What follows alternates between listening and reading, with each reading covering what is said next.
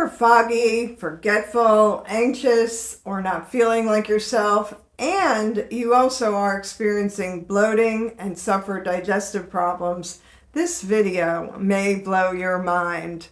But first, I want to tell you a quick story about how I came upon this information and healed myself from migraines, bloating, exhaustion, and brain fog. Doctors kept telling me that it was stress or hormones and wanted to put me on all various medications like antidepressants and hormones, but nothing actually worked. And what I eventually discovered was that my gut was chronically inflamed, and that inflammation was poisoning my brain because I had celiac disease along with the hormone changes and years of antibiotics that were causing leaky gut. But when I healed my gut, my brain came back online.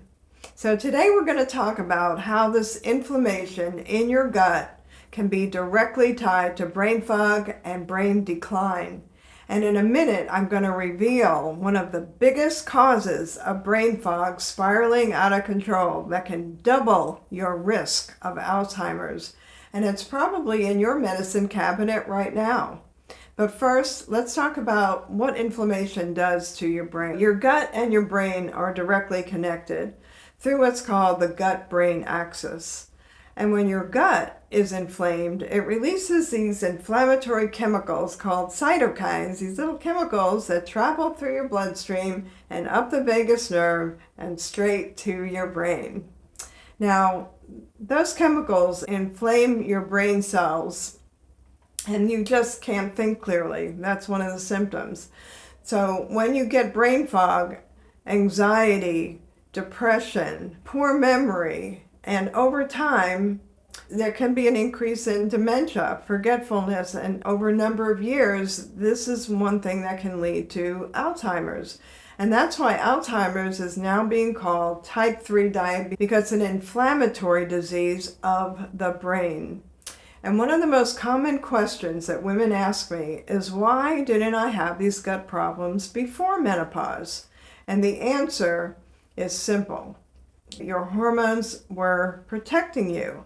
So estrogen and progesterone used to strengthen your gut, strengthen the gut lining, keep food particles from leaking into your bloodstream, support a healthy gut bacteria, calm your immune system, suppress inflammation. So even if you ate poorly for years and you took antibiotics or was stressed, your hormones often can buffer that damage.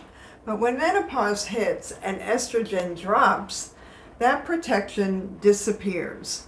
And suddenly these food sensitivities all of a sudden seem to appear out of nowhere.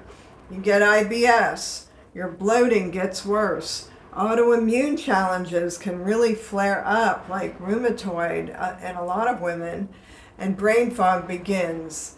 What feels sudden is actually years of damage being unmasked. And in my clinic, I see three major causes, okay? Number one is low stomach acid. Not too much acid. So if you're taking acid blockers and antacids, you make your gut and your brain fog worse, not better. And almost every woman I see with bloating, reflux problems, other gut problems has been put on Prilosec, Zantac, or some kind of acid-reducing medication. And the assumption is that heartburn and bloating mean you have too much acid. But in women over 50, the opposite is usually true. Because as estrogen declines, stomach acid production drops also. And that means that foods, especially protein, doesn't break down properly.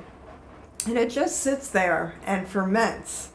And that fermentation creates the gas, pressure, and reflux, which feels to you like too much acid, but it's actually too little. So when you suppress acid even more with the medications, then you make digestion worse, especially lower down, not better. And this is the biggest mistake that most of my patients make. What happens next is that One of the biggest causes of brain fog, undigested food feeds the bad bacteria, increases inflammation, and makes your gut and your brain fog spiral. That's pretty scary. And in a minute, we're going to discuss some solutions to the low acid condition.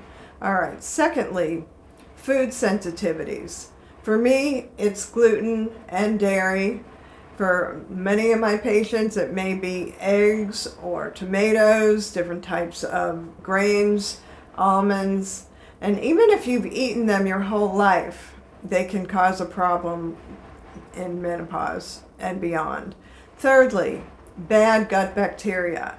So if you have been under chronic stress, you've taken antibiotics, and just aging tends to wipe out some of our good bacteria.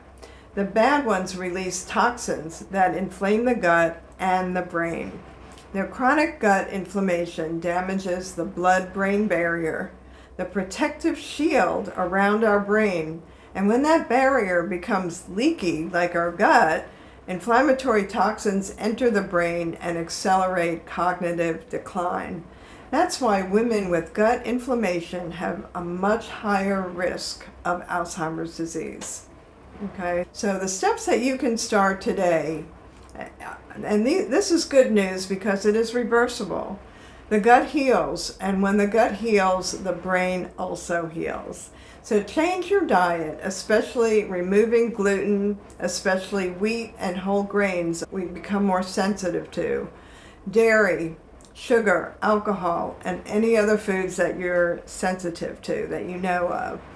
Try this for 30 days and see if you don't feel a whole lot better.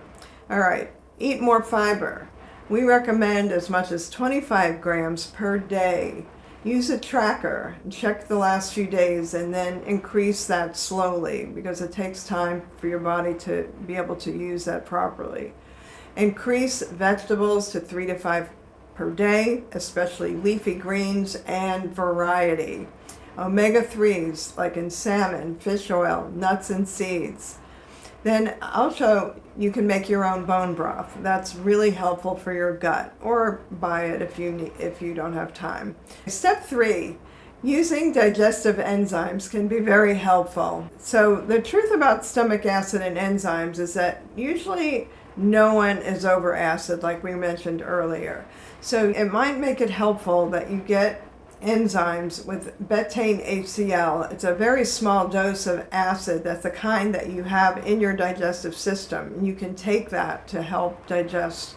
And if you bloat after protein or feel full for hours, that's probably one thing that's going to be really helpful to you.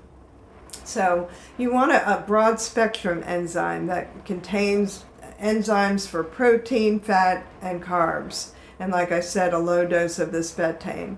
Now, some patients ask me, can I take the papaya enzyme? Well, that may be a little bit helpful, but it's really not going to be enough. It's not strong enough.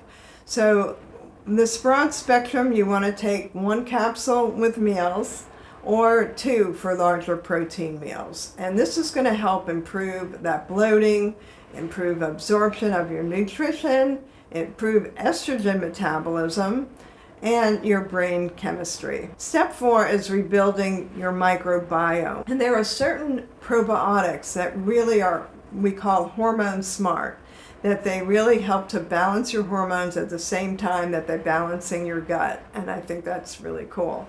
So that some of the strains that may be helpful, you'll see on the screen: Lactobacillus acidophilus, L. rhamnosus, L. gasseri, and reuteri. And these are known to support vaginal and gut health, so it may help if you develop urinary tract infections more regularly, and it helps estrogen levels and inflammation. Now, the bifidobacterium are especially beneficial for alleviating constipation in the lower digestive tract, and that helps hormonal balance as well.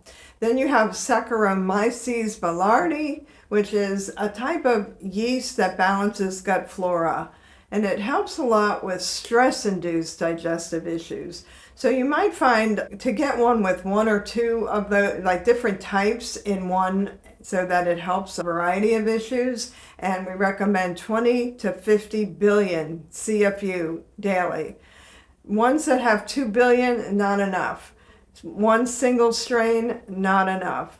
No cheap grocery store brands. And you're going to need to take this for a while, 8 to 12 weeks, to do a reset on your digestive system. All right, so if this video made you realize that your gut may be behind your brain fog, I made a free guide called Ageless Mind, and this will help you get started. It gives all the information that we talked about today, plus much more. The link is right below this video. I'll see you in the next episode where we talk about nutrient deficiencies and how they are another root cause of brain fog that your doctor isn't testing for.